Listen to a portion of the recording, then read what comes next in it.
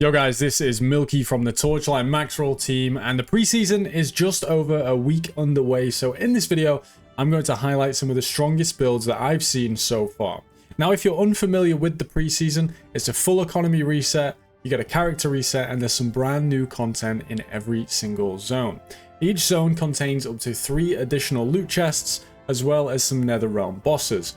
These are stated to constitute approximately 300% additional loot, which is definitely most noticeable either while you're leveling, where you'll have access to pretty much any early game legendary you can think of, or in the higher stages of the Netherrealm, where the boxes and bosses serve more as loot pinatas. As well as the additional loot, there is an effect applied to all characters, which causes you to trigger your main skill every time you move 3 meters. This has a 0.4 second cooldown as a baseline, but that can be scaled if you choose to invest into more cooldown recovery.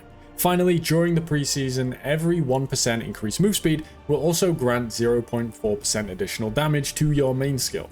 This is a skill located at the top when you open your skills page. Some builds shown in this video will take full advantage of this effect, whilst others will only use it as a way to convert their move speed to additional damage. So essentially a build that was possible before, but it just gains more damage because of the movement speed modifier.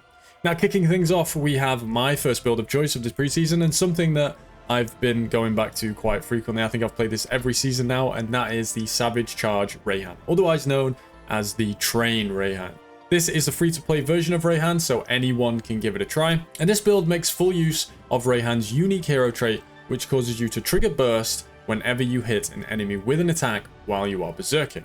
This will deal almost all of your damage. You don't get tricked by this one into thinking the Rain of Arrows or the Savage Charge that I use in this build are used for damage. They are used to activate our burst. As I said, when you hit an enemy with an attack, whether that's a melee or a ranged attack, you will trigger this burst. So Savage Charge is going to take care of all those mobs up close and personal, while Rain of Arrows is going to hit all the mobs on the further edges of the screen. Now, you can use Rain of Arrows despite using a hammer and not a bow, and this will attack all the ranged enemies, which greatly increases your effective range. Now, this build also manages to take advantage of 2 of the 3 new legendary items added during this preseason.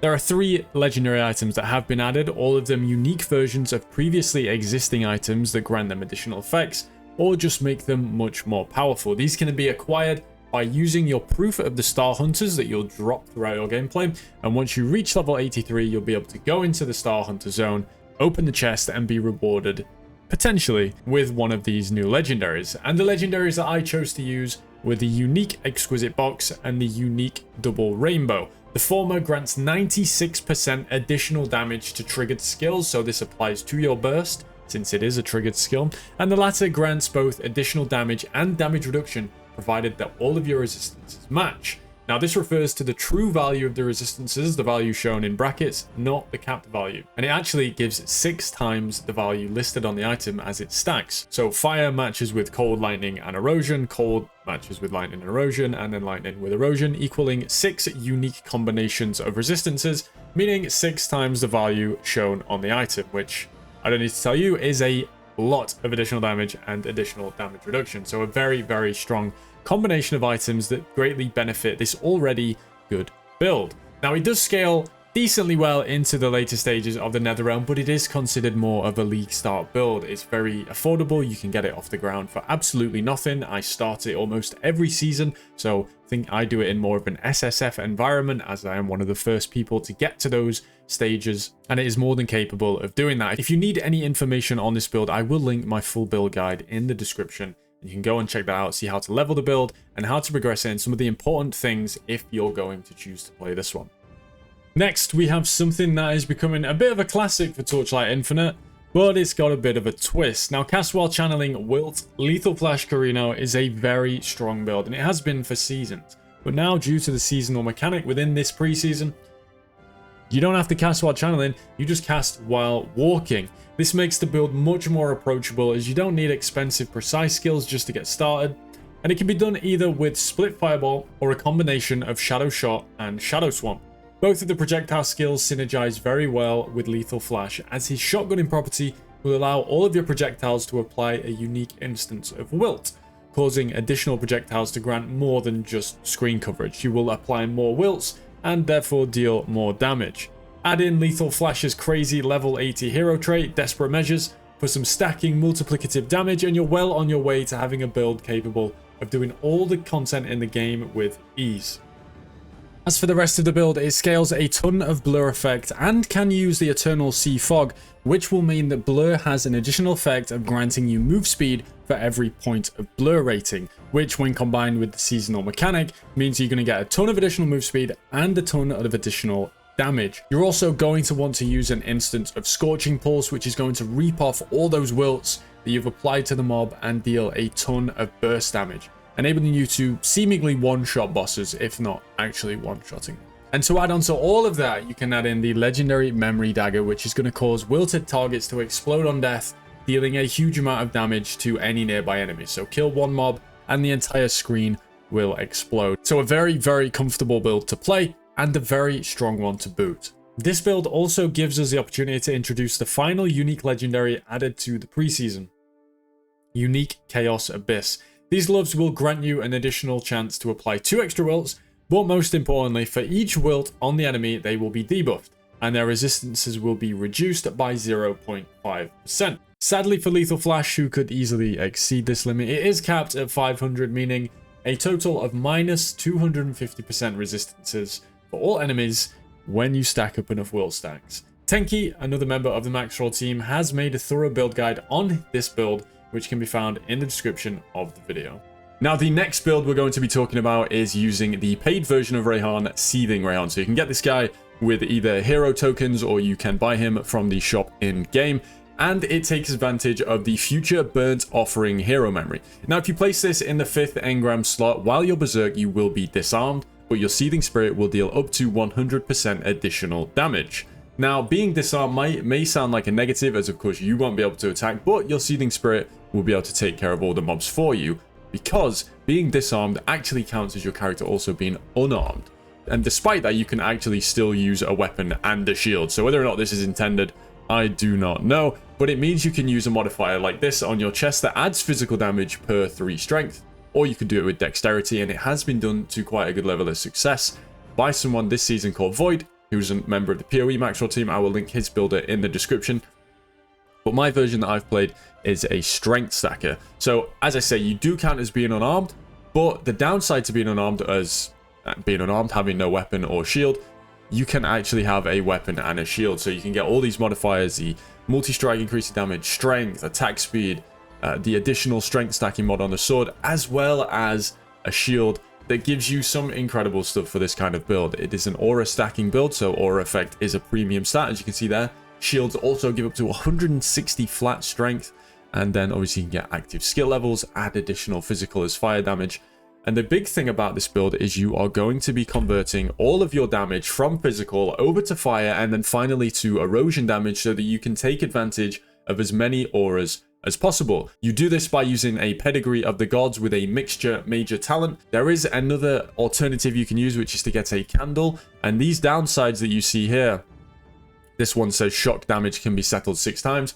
Well, there are some that say converts 99% of fire damage to erosion damage. So if you are fortunate enough to get a candle with that downside, you can turn it into one of the best upsides in the game, essentially adding an additional modifier to your candle. So once you've done all that and you've stacked aura effect, what's going to happen is all of these additional damage multipliers, your physical damage will apply, and then obviously your increased fire damage will apply, and then you've got additional erosion damage and erosion penetration, and it ends up being a ton of damage. This build easily caps the dummy, and on top of all that, you don't have to do a single thing other than run around and let your Seething Spirit go to town.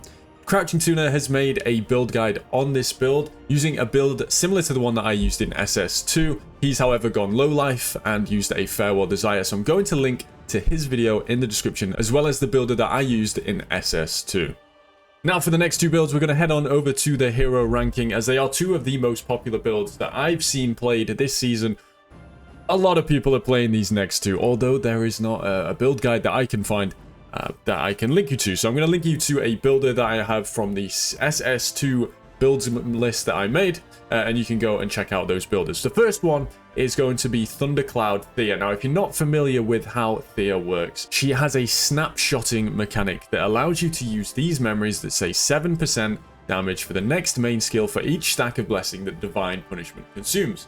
Now, if you stack multiple of these, whether with just a regular relic, so 3, or you can use a Heart of the Ethereal Realm and get potentially up to 5, well, if you're using Thundercloud, you can get to the one off of max stacks, use your Divine Punishment, and then tap the Thundercloud once, and the entire rest of the Thundercloud will snapshot this effect, and therefore do a lot more damage. You may have seen people hitting the dummy with this. They'll go from doing 10 million damage to 99 billion just after using this snapshotting mechanic. So this is a very, very strong build. I believe this was the build that got the world first 100 and the world first T8 Traveler kill during the preseason.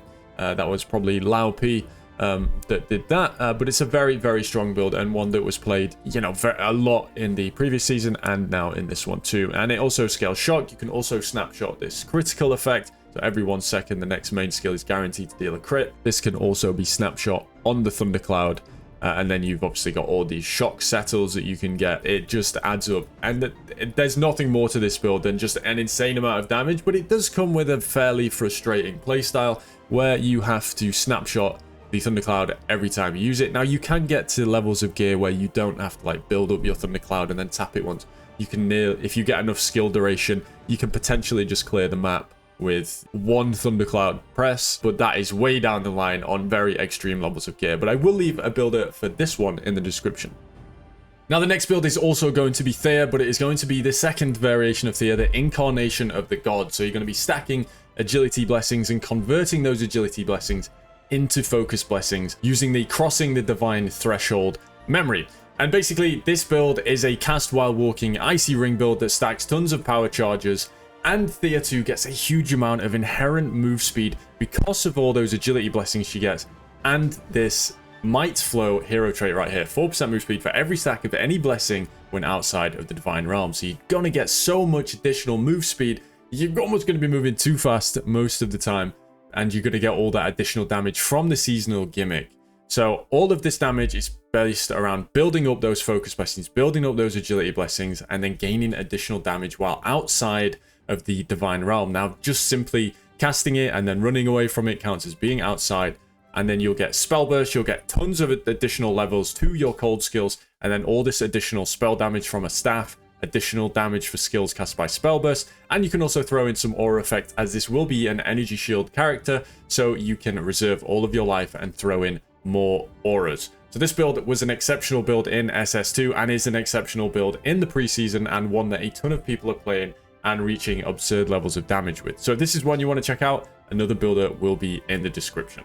And then finally, we'll talk about some things that I've been messing around with. Obviously, it wouldn't have been the preseason if I didn't try and take this new item, the Exquisite Box, to its absolute limit. And it does say here, you can see, upon inflicting damage, trigger the first, second, and third slot with a cooldown of 0.3 seconds. So you can see as I'm walking, this is from the inherent effects of the mechanic. But when I hit a mob, all instances of my Frost Impact will trigger. So I'll get 3 separate instances of the damage. So that's how I've chose to do it, as well as some, you know, Demolisher charge on crit effects. It's some stacking spell damage and focus blessings on converting those focus blessings into damage using some talents. This is just some of the things you could do if you want to try out taking this item to its absolute limit, where you throw on 3 of the same skill, or maybe 2 of the same skill, an additional buffing effect that you would want to trigger all the time. And that's where I'm with so far. So maybe this is something you'd want to try it with some alternative skills. I've also tried things like Hammer of Ash. There are many, many ways you can use this item and the other new items in this season. It's been a great preseason. I've had a lot of fun playing it. Tons of loot, tons of different builds to try. And I'd recommend you jump in and give it a shot if you haven't already, as it is only set to last for 30 days. So another few weeks to go until it will be over, and we'll be in the waiting room for the next season of Torchlight Infinite. I hope you enjoyed this video, and I hope you have success with any of these builds if you choose to play them. And if not, let me know what build you've elected to go with in the comments below. I'll see you next time.